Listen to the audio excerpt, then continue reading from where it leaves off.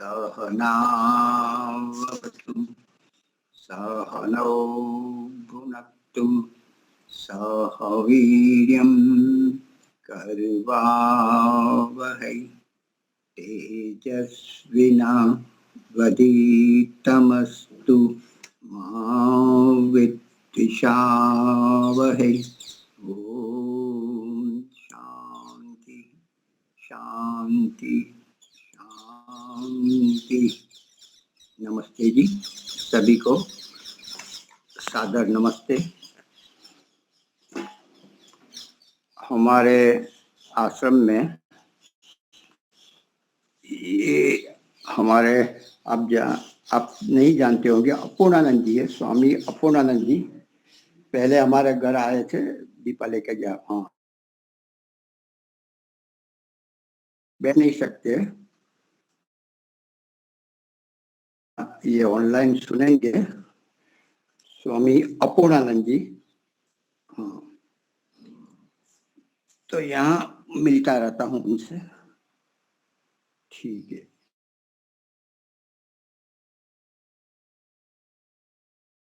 है।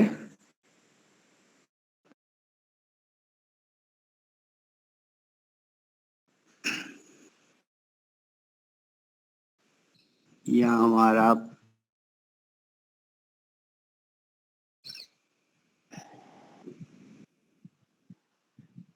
26 तारीख योग शिविर होने वाली है, आत्म साधना शिविर। उनकी पूर्व तैयारी चल रही है। ठीक है, प्रारंभ करते हैं। भजन के लिए कोई तैयार हो?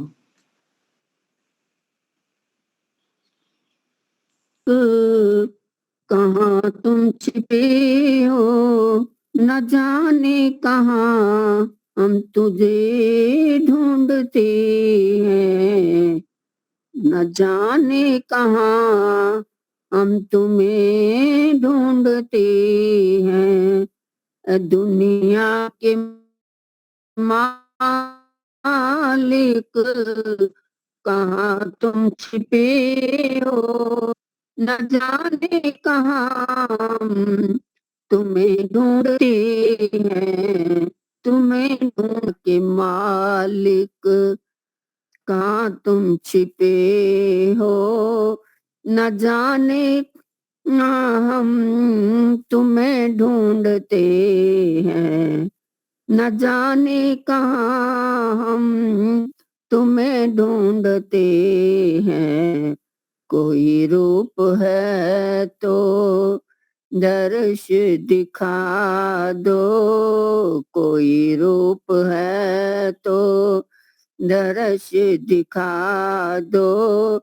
चारों तरफ हम तुम्हें ढूंढते हैं, न जाने कहाँ हो तुम्हें ढूंढते हैं।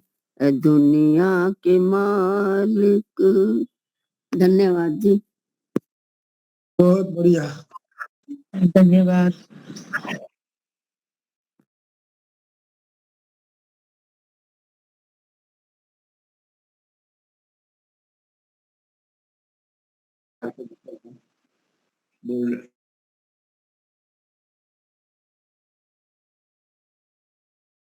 मुनि जी, आपकी आवाज नहीं आ रही है।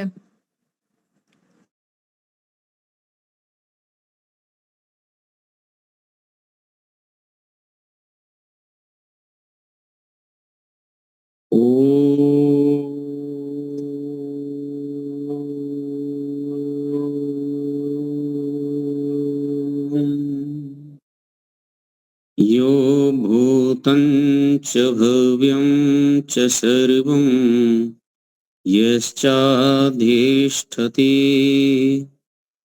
श्वर्यश्च केवलं तस्मै ज्येष्ठाय ब्रह्मणे नमः। तस्मै ज्येष्ठाय ब्रह्मणे नमः। सम्मान्य श्री महेंद्र मुनि जी, समादरणीय भद्र पुरुषों, पूजनीय वंदनीय मातृशक्ति, हम सब लोग क्रमबद्ध श्रृंखला से संस्कार विधि के मंत्रों पर विचार सुन रहे हैं।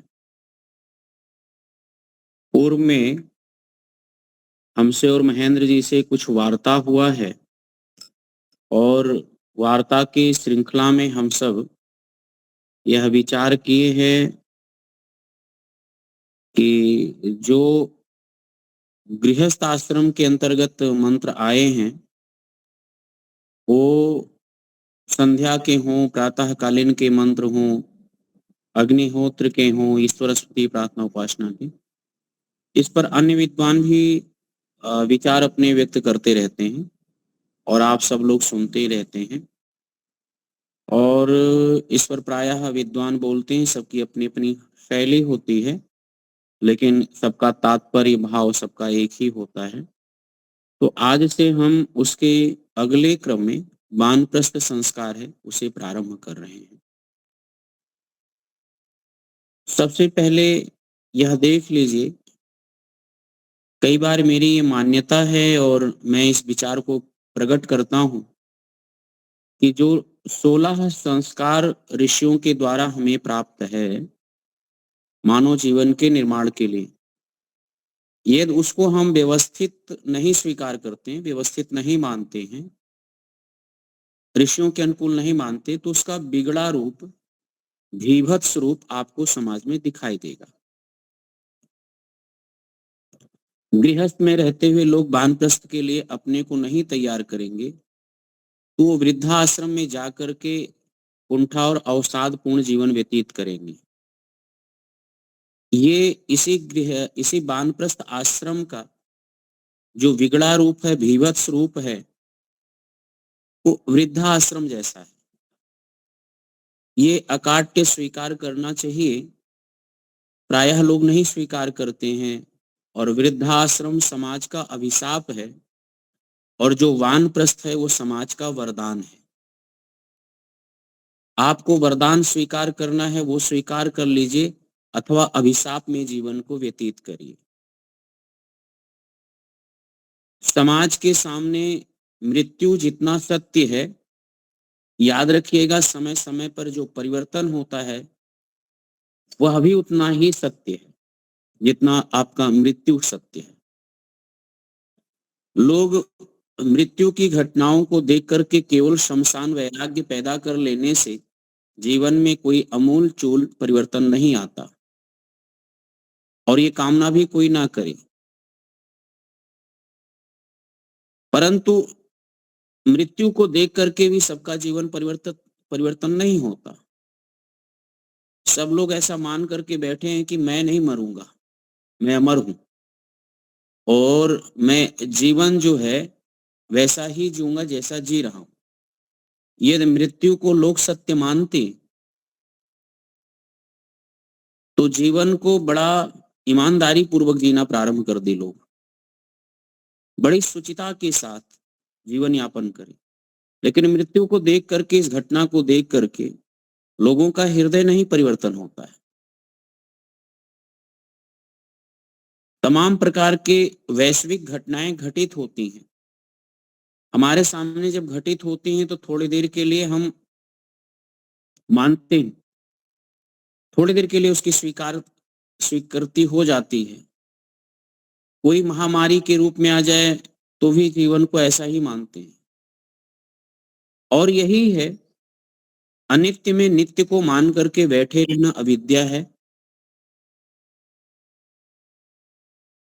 असुचि में सूची मान करके बैठे रहना अविद्या है।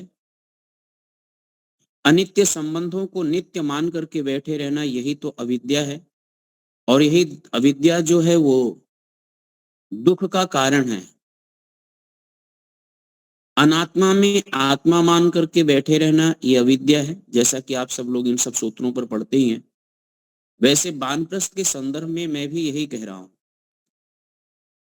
आप जीवन भर गृहस्थ में रहने का ऐसा नहीं संकल्प है। हम वहां जरूर कहते हैं हस्तम ते गृभिणामी, मैं आपका जीवन दूंगा, साथ दूंगा। साथ देना और ऐसी स्थिति उत्पन्न हो जाता है वानप्रस्थ तक कि उसका सहयोगी भी लोग करते रहे। तो वानप्रस्थ मेरे विचार से अवस्था के साथ साथ मानसिक एक ऐसी स्थिति है जो व्यक्ति के अंदर आ जाती है। अवस्था के साथ साथ मानसिक एक ऐसी स्थिति होती है संसार में जो उसको विरक्त को दृढ़ करने का, वैराग्य जो जगता है उसको सुदृढ़ करने का, अच्छा संस्कार बनाने का एक साधन है। हमारे अंदर 50 साल की अवस्था में आते आते भाव तो जगने लग जाते हैं, नश्वरता से हम परिचित होने लग जाते हैं, बहुत कुछ होता है, लेकिन वो धुंधलापन होता है, भ्रामक होता है, पूरा स्पष्ट नहीं होता, उसमें बल नहीं होता उसमें जगाने का या आगे बढ़ने का। संसार को जान करके भी उसी में हम बैठे रहते हैं। तो वस्तुतः यही है कि हम वानप्रस्थ को स्वीकार करें समय से, और वानप्रस्थ की जो मानसिक योग्यता है उसको बढ़ाएं। यदि आप मानसिक योग्यता को वानप्रस्थ में नहीं आएंगे और वानप्रस्थ का जो दिनचर्या है उसको जीवन नहीं जिएंगे, वानप्रस्थ की जो मूल भावना है, ऋषियों की जो मूल भावना है, यदि आप उसे उपेक्षित करेंगे तो आपका जो जीवन दर्शन है वो उपेक्षित हो जाएगा, जो बौद्धिक विचार है वो उपेक्षित हो जाएगा। उसका स्थान क्या है? जहां अध्यात्म सुख उठाने का जो अवसर है आपके पास में, आध्यात्मिक सुख बढ़ाने का, आध्यात्मिक विद्याओं को बढ़ाने का जो सुअवसर है वानप्रस्थ में, यदि आप उसे खो देंगे तो सांसारिक अवसाद आपको मिलेगा, सांसारिक उपेक्षा आपको मिलेगी, सांसारिक उपेक्षा के साथ आपको आंतरिक रूप से, आभ्यंतर रूप से आपको दुख मिलेगा। ये संसार दुख से भरा पड़ा है और लोग दुख समय के रहते आपको जैसे जैसे अवस्था घटती वैसे वैसे देते जाते हैं। इसलिए सर्वोत्तम ऋषियों ने विचार कर लिया है कि गृहस्थ में पड़े रहना और गृहस्थी का बोझ ढोते रहना ये कोई बुद्धिमत्ता का कार्य नहीं है। और लोग एक भय से कि मेरा वृद्ध अवस्था में कौन करेगा, इस सहारे से लोग भी घर नहीं छोड़ते। बहुत बड़ा प्रश्न है और मुझसे कह सकते हैं कि आपकी ऐसी अवस्था नहीं है इसलिए बात बोल रहे हैं। मैं ये कह रहा हूं कि बहुत सारे वानप्रस्थी भगवान के सहारे भक्ति भाव में जीवन को यापन करते हैं, उनका कौन है? बहुत सारे साधु संत महात्मा अपने जीवन को यापन कर रखे हैं और पूरा जीवन, उनका कौन है? और बहुत सारे लोगों ने प्राण विद्या को सीख करके अंतिम क्षण को बड़े सुखद पूर्वक अपनी यात्रा पूर्ण कर लेते हैं, वो लोग कौन है? उन लोगों के आपके इस कुंठा में, इस बाधा में तो नहीं पड़े कि मेरे अंतिम समय में कौन होगा। यदि आप व्यवहार और आचरण और चरित्र और साधना आपका परिपक्व है, यदि आप अपने हृदय में पूरे समाज को परिवार मान रहे हैं और एक बुद्धि पूर्वक आप अपने जीवन को केंद्रित करके ईश्वरीय कार्यों में लगा रहे हैं, तो उसी ईश्वरीय कार्यों में से कोई ऐसा आत्मा, पवित्र आत्मा निकलेगा जो आपका जीवन साथ बहुत देगा। उदाहरण स्वरूप देखिए, अलग अलग, और सबसे बड़ी प्रेरणा हम लोगों को पूज्यपाद स्वामी सतपति जी से मिलता है। देख करके लाखों लोगों को, सैकड़ों साधु सन्यासियों को एक आत्मविश्वास हो गया कि जीवन को प्रभु भक्ति में जिया जाए तो लाखों शिष्य उत्पन्न हो जाते हैं, लाखों सहयोगी उत्पन्न हो जाते हैं, लाखों लोग मिलेंगे और वानप्रस्थी ही वानप्रस्थी की सेवा करे। वानप्रस्थ परिवार है एक, उसमें आ जाए, करना चाहिए। इसलिए वानप्रस्थ इस प्रौढ़ अवस्था में, एक वृद्धावस्था में जीने का एक साधन, एक तत्व है। एक आध्यात्मिक सुख के साथ, आत्मिक प्रसन्नता के साथ, चित्त की आह्लाद के साथ आप जीने का एक मार्ग है, एक माध्यम है। ऐसे अवसर को हमें नहीं छोड़ना चाहिए। एक वानप्रस्थी थे शंकर मुनि जी, उनका भी यहाँ पर अंत्येष्टि हुआ है 9 तारीख को, 9 दिसंबर को हम स्वाभाविक पहुंच गए थे। तो वो सरकारी विभाग में थे, पेंशन पाते थे। परिवार में उनका वैदिक विचार होने के कारण परिवार में और गांव समाज में उनका विरोध था। अपने जीवन को त्यागपूर्ण जीवन जिया। बाद में लोगों ने थोड़ा अंतिम समय में लगभग में 90 के आसपास उनका जीवन यापन हुआ है। चलते फिरते, खाते पीते, सब कुछ अपने हाथ से अपने काम को करते हुए। 1 दिन के 2 दिन की बीमारी थी, लोग हॉस्पिटल ले गए, वहीं पर उनका प्राण निकल गया। महान भाव कहने का अभिप्राय ये है कि 90 वर्ष की जिनका सब लोग विरोध कर रहे थे, मरने के बाद जब पूरे आर्य परिवार के लोग जो सुने, जो साधु संत महात्मा जितने लोग सुने, सब लोग होते गए उनकी शव यात्रा।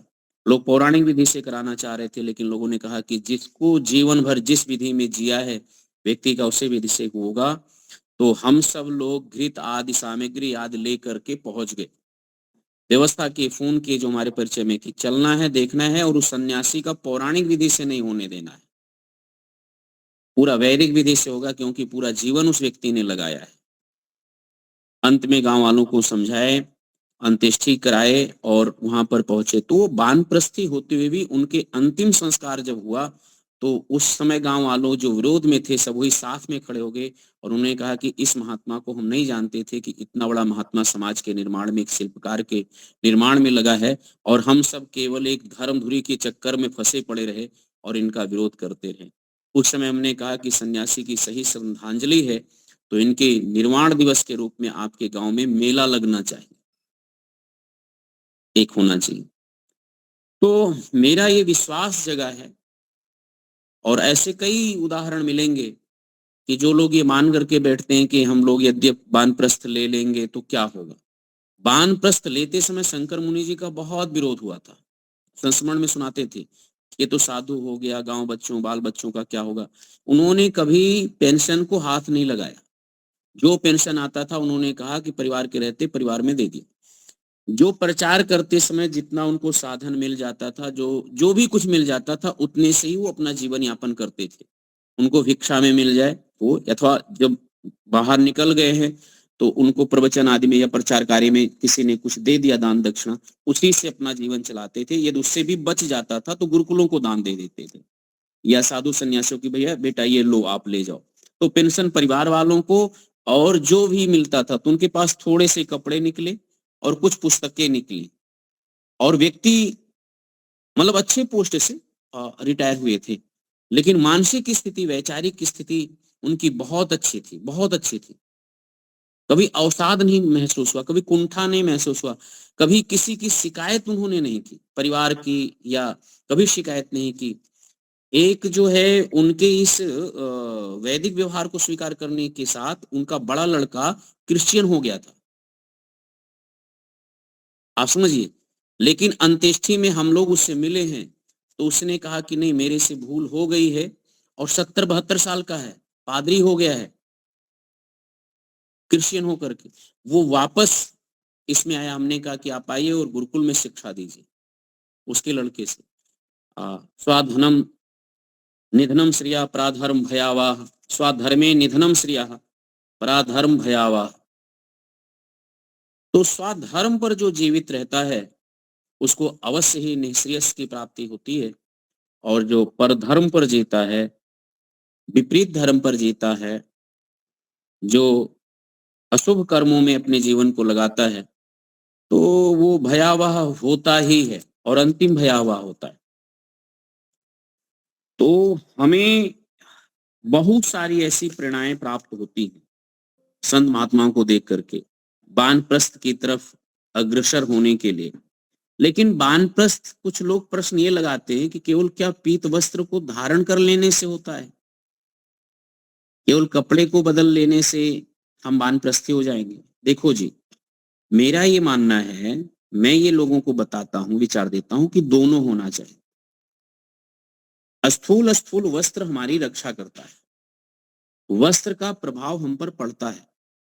सूक्ष्म तो हमारे विचार बदलते हैं, हमारा अंतःकरण में परिवर्तन होगा, हमारे अंतःकरण की स्थिति होती है, पवित्रता की, शुचिता की और मानसिक स्थिति, वैचारिक स्थिति की।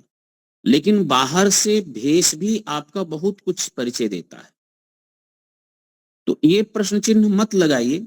कम से कम जिस व्यक्ति ने इस वस्त्र को पहना, विचारों से जुड़ा है, तो सिर्फ आपको दोष ही नहीं दिखाई देना चाहिए, उसके संकल्प भी दिखाई देने चाहिए। बार बार संकल्पित होता है तो भी वस्त्र का समर्थन होना चाहिए। आप पीत वस्त्र हैं और कहीं जा रहे हैं तो पीत वस्त्र में आपको चोरी करते समय आपको लज्जा बहुत आएगी। आपको किसी प्रकार का दोष करते हुए लज्जा आएगी, आपको गलत कार्य करते हुए आपको लज्जा, शंका विशेष मिलेगा। आपको लज्जा, शंका, भय अधिक होगा आपको सामान्य वस्त्र की अपेक्षा से। ये जो अधिक हो रहा है वो क्या है? जो अधिक लज्जा, अधिक शंका, अधिक भय आपको लग रहा है वो क्या है? आप बैठे हैं, आपको बुरे कर्मों से बचाने, आप कहीं भी यात्रा कर रहे हैं, आप यात्रा में बहुत ज्यादा नोक-झोंक करने में, या आपको अतिरिक्त जो लोग यात्राओं में करता रहता है एक्टिविटी, वो सब करने में आप मर्यादा बरतेंगे। वस्त्र का आप ध्यान रखेंगे तो वस्त्र हमें बहुत सारे स्थूल पाप कर्मों से बचा लेता है। और एक विशेष प्रकार का हुआ, यदि आप वस्त्र नहीं पहने, आपके पास भेषा नहीं, अब जर्नल ऐसे सामान्य रूप से हम बैठे हैं, तो आपके चित्त की अवस्था क्या है एक अलग बात है। लेकिन उसमें सामान्य व्यक्ति को बुरे कर्म करने के अवसर पर्याप्त मिले रहते हैं। तो जो लोग ये प्रश्न चिन्ह खड़ा करते हैं, अरे वस्त्र बदल लिया तो क्या हुआ, अभी ऐसा वैसा, ये ऐसा वैसा कुछ नहीं। पहले वस्त्र तो बदलो, संन्यास तो लो और संकल्प बार बार करो, दृढ़ता बार बार करो। तो वानप्रस्थी हो जाना मेरे मानने से कि आप अवसाद से बच जाएंगे, कुंठा से बच जाएंगे, सांसारिक तनावग्रस्त से बच जाएंगे। सांसारिक मोह के जाल में बहुत फंसा हुआ व्यक्ति अपने आप को बचा लेता है और एक प्रसन्न चित्त सौमनस्य मन को बना करके जीता है, जीवन को जीता है। उसको संसार में बार बार, ये तो बार बार विचार को दोहराएगा ही, अब हम तो वानप्रस्थी हो गए, सबको बस सब चीज बच्चों को दे दी, मेरे से कोई लेना देना नहीं है। तो इससे उसको कार्यों से, बहुत सारी सांसारिक कार्यों से, सामाजिक कार्यों से उसको निवृत्ति हो जाती है। साधना के लिए अधिक उसको समय मिलेगा और समाज अधिक छूट दे देता है कि भाई वो वानप्रस्थी हैं, उनका एक सम्मान है, छोड़ो, जाने दीजिए, करने दीजिए, तो ईश्वर प्राप्ति के मार्ग पर चल रहे हैं तो हम क्यों बाधा बने। तो आपको ईश्वर के मार्ग पर चलने के लिए कहीं ना कहीं समाज में से भी स्वर फूंकता है, निकलता है कि वो ईश्वर के मार्ग पर चल रहे हैं, जाने दीजिए, उनको चलने दीजिए। हम लोग का कर्तव्य है सहयोग करें। तो वानप्रस्थ का अर्थ है आप अपनी आत्मा का, अपने साधन का निर्माण करें। आप एक ऐसी अवस्था में स्थित हो जो ईश्वर प्राप्ति की जिज्ञासा में तीव्रता होवे, तीव्र इच्छा होवे। ये तीव्र ही जो है, तीव्रता ही आपको ईश्वर की ओर, जितना तीव्र संवेग होगा उतना तीव्र संवेग के साथ आप आगे बढ़ेंगे। मनुष्य का जितना तीव्र संवेग होता है उतना बढ़ता है। स्वामी जी कहते हैं कि वानप्रस्थ संस्कार वह अवस्था है जिसमें मनुष्य ब्रह्मचर्य पूर्ण कर, गृहस्थ बनाकर, विवाह द्वारा संतान उत्पत्ति करने के पश्चात पुत्र का भी विवाह हो गया हो,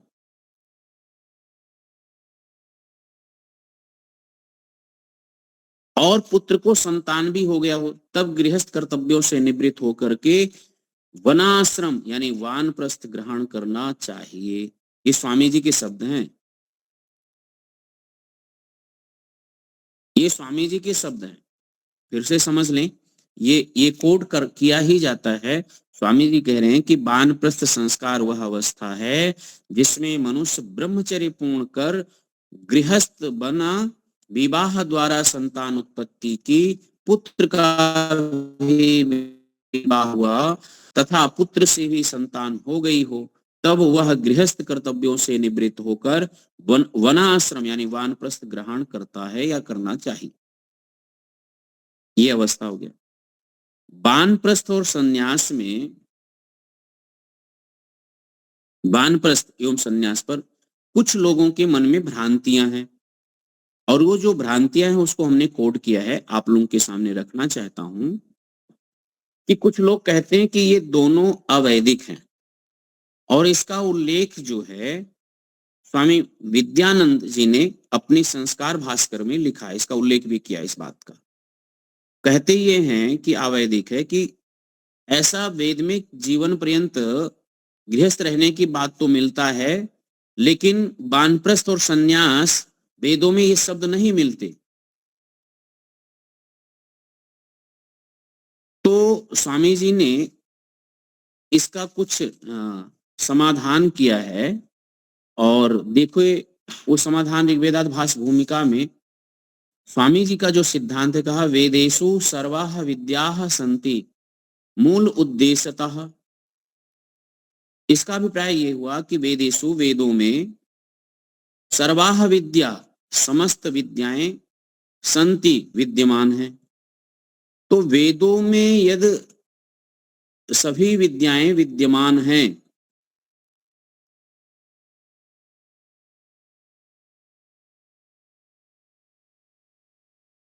लेकिन वो विद्याएं सिर्फ बीज के रूप में है।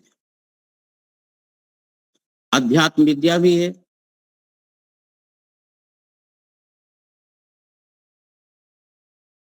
और जो अध्यात्म विद्या है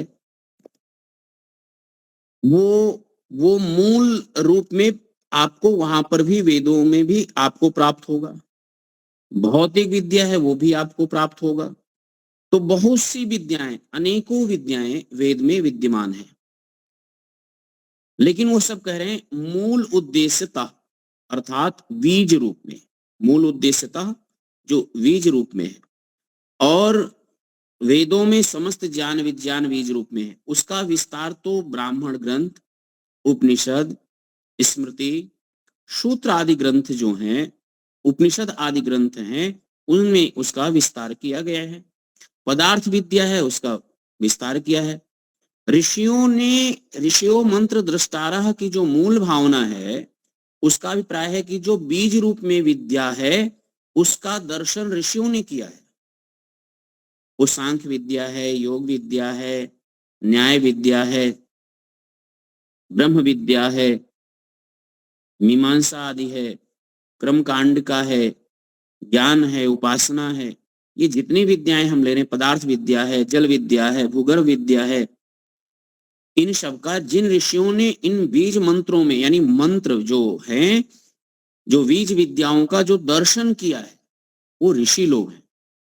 उस प्रकार से शास्त्र का निर्माण करके हमें दिया। अब देखिएगा, जब से वानप्रस्थ का उत्कर्ष हटा, जो वानप्रस्थ का उत्कर्ष था, बड़ी प्रसन्नता के साथ, बड़ी स्वागत के साथ समाज वानप्रस्थ में जाने वाले का सम्मान करती थी।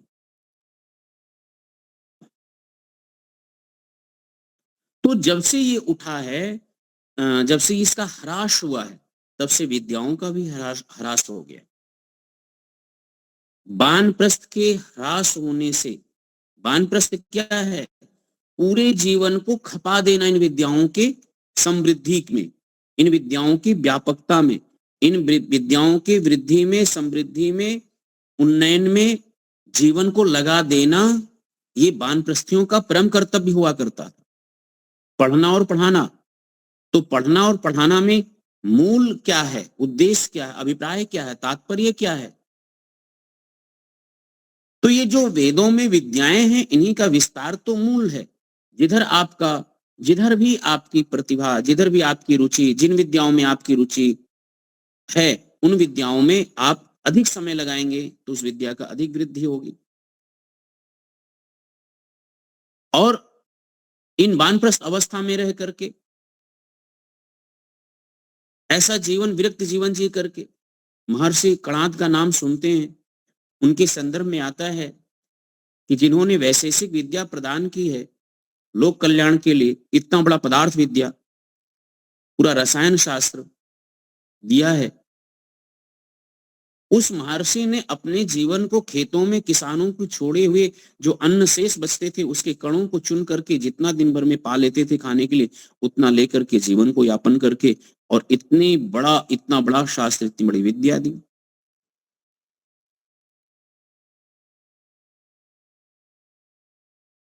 ऋषियों ने तो अपने त्याग, तप, जीवन और उत्कर्ष को कभी लिखा ही नहीं। ये पढ़ने जाएंगे तो अन्य अन्य शास्त्रों में मिलता है। शास्त्र क्या कहे, पुराणों में भी बहुत सारा मिलता है। अवश्य पुराणों का निषेध आर्य समाज में होता है, स्वामी जी ने कर रखा है, लेकिन पुराणों में जीवन, ऋषियों के जीवन के इतिहास की बात बहुत सारी मिलती है। कपिल का इतिहास जो हमें पुराणों से प्राप्त होता है, जिन्होंने सांख्य दर्शन, सांख्य विद्या दिया। तो कहने का अभिप्राय यह है कि जब से वानप्रस्थ का उत्कर्ष, वानप्रस्थ में जाने का जब से लोगों ने अपने आप को रोका, वो सारी शक्ति और संचय जो है, जो शक्ति थी और जो संचित शक्ति थी, जो अनुभव वाली शक्तियां थी, वो सब कुंठा, अवसाद, गृह कलेश और तनाव में चला गया। मेरी बात को हम लोग, बहुत कम लोग बैठ करके इस बात पर विचार कर रहे हैं, लेकिन बड़ी विनम्रता से, बड़ी आदर भाव से मैं कहना चाह रहा हूं कि रिटायर होने के बाद जो लोगों का जीवन होता है, पूरे 60 वर्षों के जीवन का जो अनुभव है, जो विद्याएं हैं, जो प्रगति है, उनका चिंता, तनाव ग्रसित, नींद की गोलियां खा खा करके सो रहे हैं लोग। कितना बड़ा समाज का बौद्धिक हानि है, कितना बड़ा लॉस जिसे हम कहें, हानि, कितना बड़ा बौद्धिक संपदाएं जिस देश की इतनी बड़ी मात्रा में अवसाद में हो, कुंठा में हो, अपने जीवन के अंतिम समय के दुख में ग्रसित हो, उनकी आहें भरी हो, वृद्धावस्था में आंसुओं के साथ सो रहे हो, इससे ज्यादा और क्या दुर्भाग्य होगा किसी समाज के लिए? इससे ज्यादा और क्या अभिशाप होगा? सिर्फ आंसुओं को पोंछने के लिए और पेट भरने के लिए वृद्धाश्रम है।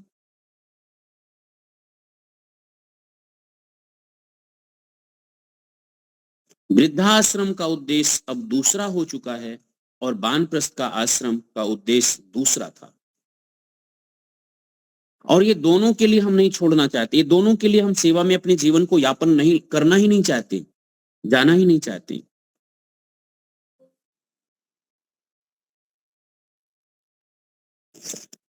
आगे एक बात और है, संस्कार विधि की भूमिका में एक पंक्ति आती है कि अध्याय परम आदरात, शास्त्रों का अध्ययन परम आदर के साथ करना चाहिए। शास्त्रों का अध्ययन जो है परम आदर के साथ करना चाहिए।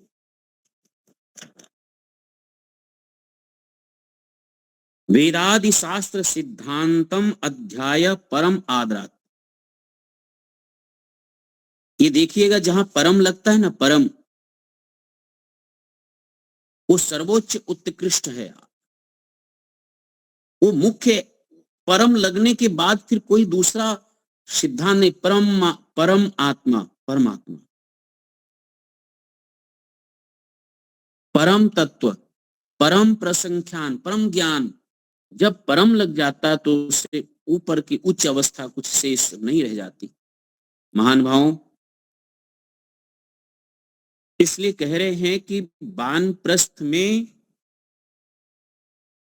परम आदरात वेदादि शास्त्र सिद्धांतम अध्याय, वेद आदि सत्य शास्त्रों का अध्ययन ही परम आदर के साथ करना चाहिए।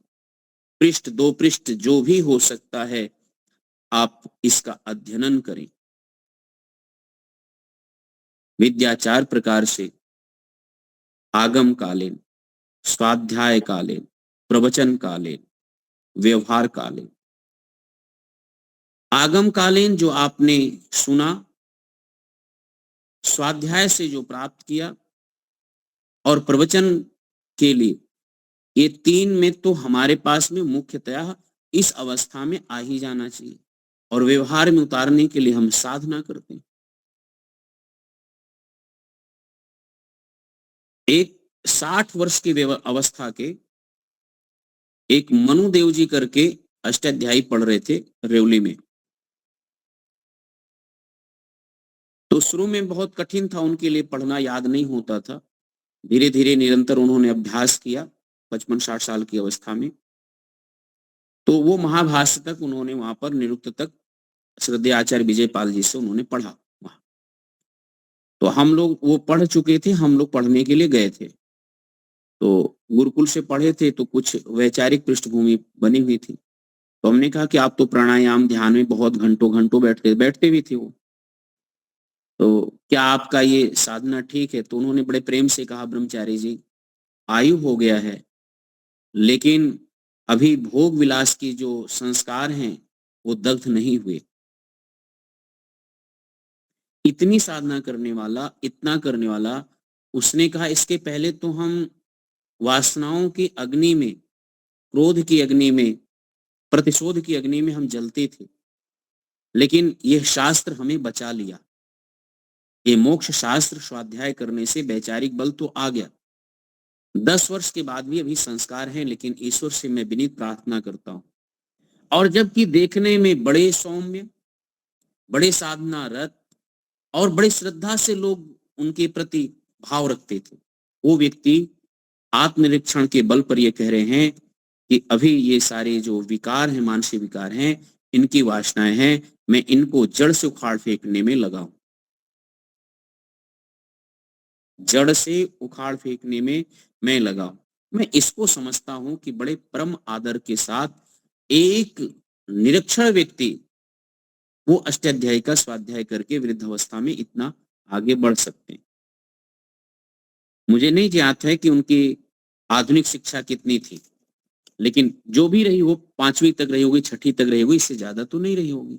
लेकिन वो व्यक्ति अपना धीरे धीरे अभ्यास करके आर्य इतिहम पुरस्कृत्या शरीर आत्म विशुद्धे, इसलिए करें, क्या उद्देश्य है इसका आगे बढ़ने का? तो आत्म विशुद्ध है, आत्म विशुद्धि के लिए, आत्म शुद्धि के लिए। तो सिद्धांत ये है कि आत्मा तो पहले से शुद्ध, अप्रतिसंक्रमा, शुद्धानंताचा, ये तो शुद्ध अनंत अप्रतिसंक्रमा वाला आत्मा है। तो आत्म शुद्धि का क्या अभिप्राय है जी? बहुत से लोग बैठे हैं आत्म शुद्धि की बात करते हैं और बहुत प्रचलित शब्द है। दर्शन में, योग दर्शन में हम लोग पढ़ते हैं अप्रतिसंक्रमा, ये संक्रमित नहीं होता, शुद्धाचा अनंताचा। तो यहाँ ऐसा क्यों बोला जाता है आत्म शुद्धि? मुनि जी अपना अनम्यूट कर लीजिए। बस आप ही बताइए। क्योंकि हम आत्मा ये सब होते हुए भी हम अल्पज्ञ हैं और साधन के सहारे हम अपनी गति करते हैं, गति प्रगति होती है। तो साधन कमजोर होते हैं, इसलिए आत्मा अल्पज्ञ होता। साधन आपके पास जितना होंगे, तो सबसे पहला ईश्वर ने हमें जो बहुत सानिध्य मात्र से उपकार करता है वो चित्त है, वो अंतःकरण है, ऐसा हम लोग पढ़ते हैं। तो जो अंतःकरण है वो समाज ने बहुत धक्का मारा इसको और बहुत चोटिल किया है चित्त को। संस्कार ऐसे से चोटिल के पड़े हैं, संयोग योग के ऐसे से पड़े हैं। इससे आत्मा प्रभावित रहता, अल्पज्ञ होने के कारण प्रभावित रहता है। तो हम अपने को समर्थवान बनाते हैं। ये असमर्थवान रहेंगे तो आत्मा यहाँ वहां ऐसा वैसा अपने मूल अवस्था में नहीं स्थित होता, सांसारिक अवस्था में स्थित रहता है। इसलिए यहां पर कहा जा रहा है कि ठीक है, कोई भी चीजें हैं तो मूल अवस्था से मुझे प्रगति की ओर आना होगा, तो ये आत्म शुद्धि करना पड़ेगा। जो उसके पीछे अविद्या का है, अल्पज्ञता का है, असमर्थता का जो आवरण छाया हुआ है, अल्पज्ञ होने के कारण उसे उभर नहीं पा रहा है, उसे उभरने का ये उपाय बताया जा रहा है। आप ऊपर उठे। तो आत्मा को उठाने का मतलब है इधर, कि हम अपनी आत्मा को आत्मा से ऊपर उठे, स्वयं से ऊपर उठे, स्वयं का बोध प्राप्त करें। सांसारिक बोध में पड़ा रहता है व्यक्ति। तो यहां है हम आर्ष ग्रंथों का और अपने महापुरुषों के उनके चरित्र का, उनके इतिहासों का प्राप्त करके शरीर और आत्मा की शुद्धि के लिए स्वामी जी कह रहे हैं कि यह ग्रंथ बनाया गया है, यानी ये व्यवस्था, ये ग्रंथ, ये संस्कार बनाया गया है। हम इसका शोधन कर सकें, परिमार्जन कर सकें, जो आहत हुए हैं उसको समझ सकें। और प्रायः व्यक्ति आहत होता रहता है संसार में। ये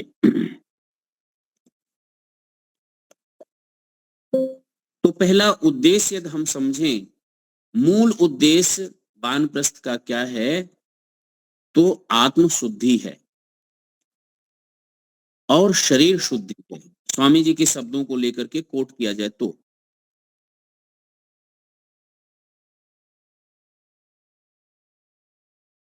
बात समझ गए जी?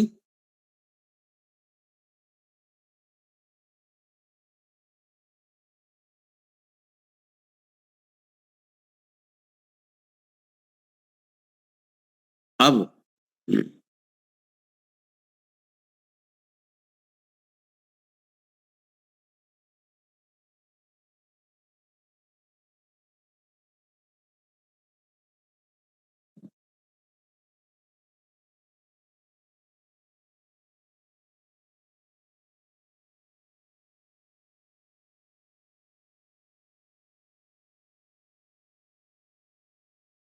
ओम, आवाज आ रही है? हाँ जी, आवाज, ऑडियो वीडियो है। अच्छा ठीक है, तो ठीक है।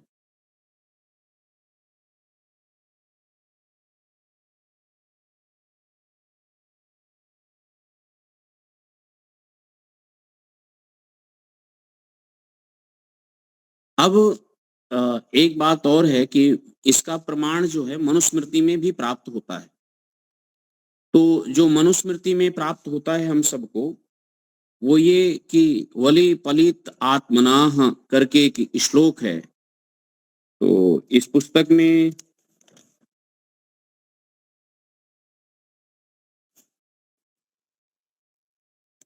गृहस्थ अस्तु यदा पश्यत बलि पलित्म आत्मनः, ये मनु जी का है। अपत्यस्य एव च अपत्यम तद अरण्यम समाश्रयेत पुत्रेषु भार्यं निपीक्षप्य वनं गच्छेत सह एव वा वनेषु विहृत्य एवं तृतीयं भागम आयुष्य। अब उद्देश्य तो समझ गए, लेकिन टाइमिंग नहीं समझेंगे तो समय नहीं है। तो ये मनु महाराज जी का श्लोक हो रहा है कि किस समय हमको वानप्रस्थ में जाना चाहिए, कब ग्रहण करें। तो ये है कि जब देह की खाल ढीली पड़ जाए, मनु महाराज जी कह रहे हैं, केश श्वेत हो गए हों और पुत्र का पुत्र हो गया हो, तो वन का आश्रय ले लें। वन में जाते समय पत्नी को पुत्र के पास छोड़ दें अथवा साथ ले जाएं, दोनों व्यवस्थाएं हैं। इस प्रकार आयु का तृतीय भाग वन में बिताएं। अब महान भाव देखिए, जिस समय मनु महाराज जी ये व्यवस्था देते हैं उस समय वन में भी रहने वाले लोग होते थे, केवल नगर में या ग्राम में ही रहने वाले लोग नहीं होते थे। और जो लोग वन में रहते थे वो वन के पर्यावरण से, वन के खाद्यान्न से और वहां खान पान, रहन सहन, उन सब व्यवस्थाओं से वो परिचित थे। आज का नगर का व्यक्ति वन में रहने का वो ढंग भूल गया है, वो नहीं रह सकता। क्यों? वन में जो मूलभूत साधन होना चाहिए वही नहीं उसके पास है। हमारे जानकार में एक व्यक्ति घर में कुछ समस्या हुई और वो बार बार उनको कह रहे थे कि मुझे वानप्रस्थ लेना है। तो 40-45 साल की उम्र रही होगी समथिंग, तो वो घर से निकल गए वानप्रस्थ के लिए। तो गए एक वन में, रात भर जो है वो किसी वन में रहे, उनको खुजली होना शुरू हो गया और घर को सबको धमकिया के गए थे। घर वाले सब बेचैन थे। आज जब खुजली होना शुरू हुआ तो बड़ा खुजली हुआ, तो ऐसी खुजली हुई जो शांति नहीं, तो भाग करके घर आ गए। तो भाग करके घर आ गए तो घर वालों ने कहा कि भाई क्या हुआ है? तो उसको मैंने कुछ, कोई वृद्ध था वो समझ गया कि इनको वन में कोई ऐसा औषधि है या वन में ऐसा कोई चीज लग गया है कि उसको केवांच आदि, जिसके कारण से इनको खुजली हो रहा है। तो उसकी दवा वो जानता था। तो उसने कहा कि भाई ऐसा करो, तुम्हें वन में तो कोई समाधान नहीं मिला लेकिन घर में समाधान मिला। तो उन्होंने ठीक किया, घर के जो वृद्ध थे उसको कहा देखो तुम्हारी खुजली यही शांत होगी, तुम्हारी खुजली जो है अंदर वाली वन में नहीं शांत होगी। तो कभी कभी हम सही निर्णय नहीं लेते, मानसिक स्थिति हमारी सही नहीं रहती, घर से लड़ाई झगड़ा हुआ इसके लिए हम जा रहे हैं वानप्रस्थ लेने, और आपको ना वैचारिक कोई समाधान है आपके पास में और ना शारीरिक और ना भौतिक आपके पास कोई समाधान है। तो जरूर ये जो खुजली हो जाती है ना, तो ऐसी भी खुजली नहीं होनी चाहिए। पहले अपना आत्मनिरीक्षण कर लीजिए कि आपका परिपक्व है, किसी आचार्य के सानिध्य में, किसी सन्यासी के सानिध्य में कुछ दिन रहिए, अपने को तौलिए और फिर कैसे वन में कैसे रहना चाहिए, गौ आदि के संग में रहना है तो कैसे रहना है, खाने पीने की कैसे व्यवस्था करना है, या दूध आदि पर जीवन निर्वाह करना है, द्रव आदि पर जीवन को आगे बढ़ाना है तो कैसे करना है, वो सब हमें सीख लेना चाहिए, समझ लेना चाहिए, फिर आगे हमें बढ़ना चाहिए। दूसरी बात यह है कि वानप्रस्थ जीवन जैसा आप जीवन व्यतीत कर सकते हैं आंतरिक अपनी उन्नति करके भी। ये नगर आजकल वन जैसा वन नहीं है और वन में वैसे लोग नहीं है या ऐसी स्थिति नहीं है, तो हमें जो लोग वानप्रस्थ आश्रम हैं और जहां पर आपकी अवस्था ऐसा लगता है कि हम जीवन जी सकते हैं, हमारी साधना, हमारी विद्या वृद्धि हो सकती है और हमारा परिवार हमारे जाने से ये लोग अपनी जिम्मेदारी और कर्तव्यों को सहन समझ सकते हैं। क्योंकि जो ये पंक्ति मनु महाराज जी ने कहा ना कि बच्चे को भी बच्चा आ जाए, तो इसका मतलब है कि गृहस्थ का दायित्व तो सब लोग समझ गए। अब हमारा शरीर शिथिल हो रहा है, शरीर ढीली पड़ जाने का मतलब ये है कि शरीर शिथिल हो रहा है। और जब शरीर शिथिल हो रहा है तो अब आपका शेष जीवन यह है कि वानप्रस्थ के लिए दीजिए। अब वो उतना सामर्थ्यवान आप नहीं है तो वानप्रस्थ के लिए अब निकलिए आप। तो यदि आप वनों में नहीं जा सकते हैं तो आश्रम में जाइए, आश्रम में रह करके रखिए। आश्रम में भी नहीं जा सकते हैं तो आप अपने लिए कोई ऐसा, आजकल लोग फार्म हाउस बनाते हैं, तो आप फार्म हाउस जैसा एक अपना स्थान निश्चित कर लीजिए। कुछ जो भी आपके पास अनुभव है उसके अनुकूल 1-2 विद्यार्थियों को तैयार कीजिए, गुरुकुल टाइप बनाइए, 2-4 बच्चों को पढ़ाइए और फिर अपनी विद्या को धीरे धीरे विकास कीजिए। साधना, स्वयं साधना करिए, औरों को साधना का मार्ग प्रशस्त कीजिए। तो कहीं ना कहीं हमें वानप्रस्थ जो है वो ईश्वर के मार्ग की ओर प्रेरित करने का एक प्रथम जो है अवस्था है, प्रथम सोपान है, प्रथम सोपान, प्रथम सीढ़ी है, जहां से हमें प्रारंभ करने के लिए ऋषि प्रेरित कर रहे हैं। अब ऋषि प्रेरित कर रहे हैं, परमात्मा की व्यवस्था को समझ करके प्रेरित कर रहे हैं, वेद विद्या को समझ करके प्रेरित कर रहे हैं। अब हमें यह चीजें व्यवस्थित समझना होता है।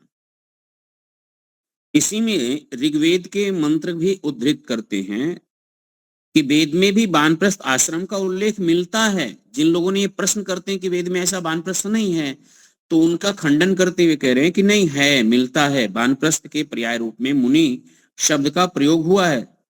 कहा क्या? वातस यासो वायु सखाथो देवे सितो मुनि उभौ समुद्रावा क्षेति यश्चा पूर्व उतापरः। इस मंत्र में यदि लक्षणार्थ लेंगे अर्थ, तो मुनि शब्द वानप्रस्थ के आश्रम के लिए ही आया है,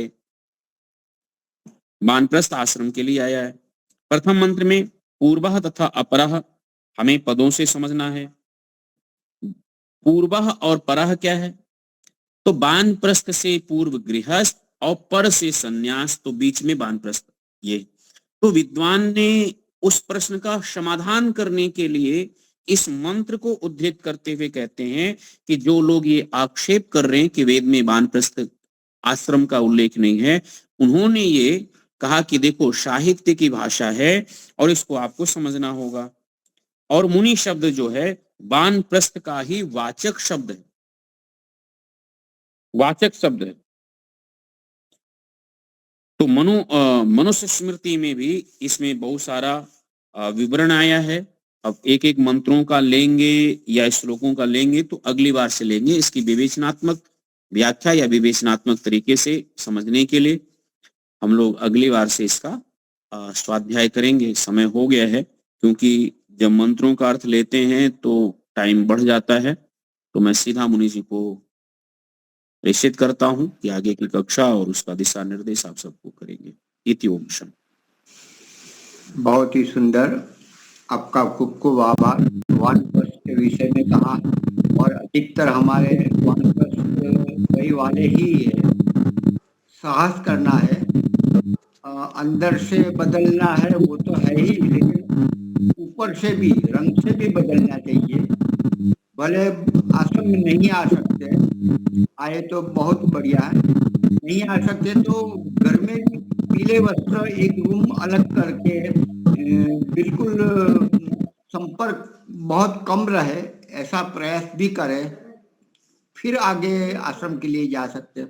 साहस तो करना पड़ेगा। बीमारी तो घर में भी होगी, बाहर भी होगी, सब जगह व्यवस्था हो ही जाती है। संकल्प होता है तो रास्ता खुलता जाता है और एनर्जी मिलती है, शक्ति मिलती है औरों के लिए जीने के लिए, ईश्वर के लिए जीने के लिए, ये भी है।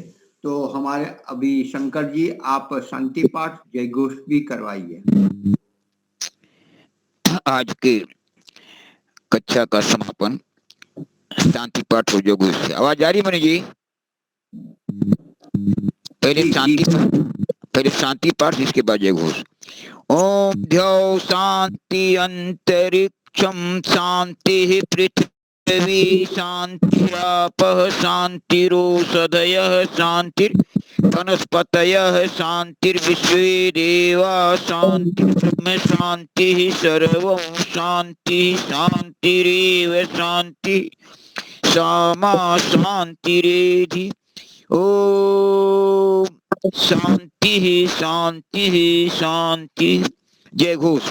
वो बोले सो अभय। मर्यादा पुरुषोत्तम भगवान राम की जय हो। योगिराज भगवान कृष्ण की जय हो। व्याकरण सूर्य गुरु गिरिजानंद की जय हो। युग प्रवर्तक महर्षि दयानंद सरस्वती की जय हो। स्वामी श्रद्धानंद की जय हो। भारत माता की जय हो। गौ माता की पालन करे। देश के अमर शहीदों की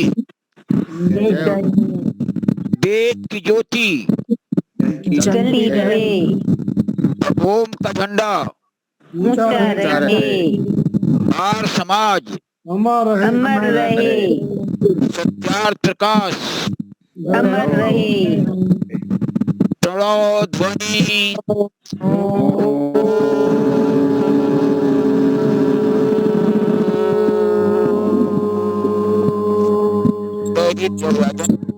सबको सादर नमस्ते। कल वैदिक सत्यनारायण कथा आचार्य योगेश वैदिक जी इसकी समय होगी, तो आप जरूर आइए, औरों को भी बताइए। कल हाँ जी, 99% कल है। कल ही कहाँ है, कोई आकस्मिक आ जाए तो बात अलग है। और उनके लगभग 5-6 भाग बनेंगे।